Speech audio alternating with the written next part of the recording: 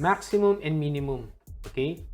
So, try natin apply yung minimum. So, ang ginagawa ni minimum is this function picks the lowest value from a list of data. So, let's say, ito po yung data natin. We need to know kung ano yung minimum value niya.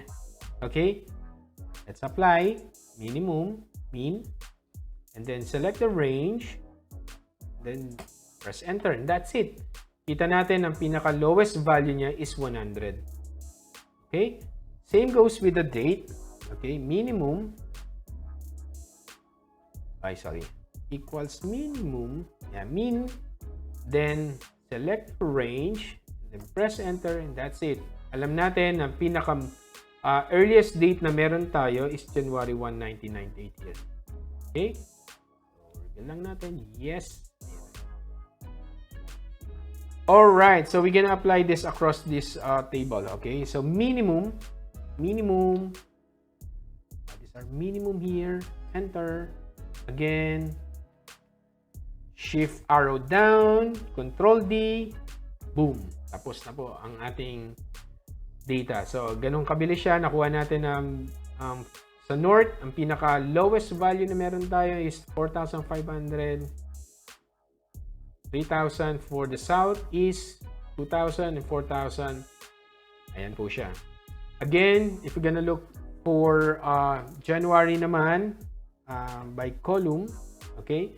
So, mean, select this range, enter, 3,500, ayun. Yan ang pinaka-minimum value natin. And again, if you're gonna drag this to the right, ma-apply na natin siya, okay na siya. Right? So, again, kung napapansin nyo, first lang tayo nagpa-formulate dito, tsaka dito, and then, drag lang po lagi. Again, sa overall minimum, ang gagawin lang po natin is to highlight the range and that's it. Ibig sabihin, ang pinakamababa na value na meron tayo dito is 2,000. Tama po ba? Ayan. Yes. Ayan na. Guided na kayo. Alright. So, bilisan lang po natin sa maximum. Ayan. Kasi same logic lang din po siya. Maximum 800. Again, for the dates, maximum, ibig sabihin, ito yung latest date natin na meron sa range na yon, December 27, 1998. Ito siya. Reveal natin. Yes. So, same logic lang nung ginawa natin doon sa max, ay sa minimum. But this time, gagawin natin max. Maximum value ang hinahanap po natin. Highlight the range. Enter, and then drag it down, boom. Ayan na siya. 6, 7, 10,000. Tama po. Right? So again, for monthly naman, kung masasabayan nyo po ako, equals max, and then highlight range, enter, drag it to the right, boom. Ito na siya. February, ang highest natin is 7,000. While dun sa March, meron tayong 10,000. Overall max equals max.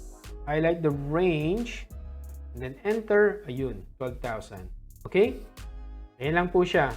Minimum and maximum, madali lang po siyang aralin. Right? Okay. So, guys, okay pa rin po ba kayo? Medyo madali pa rin po ba? Mahirap? Just let me know para medyo may idea lang po ako. Okay? So, yan. Okay, so, let's proceed to the next one. Page down.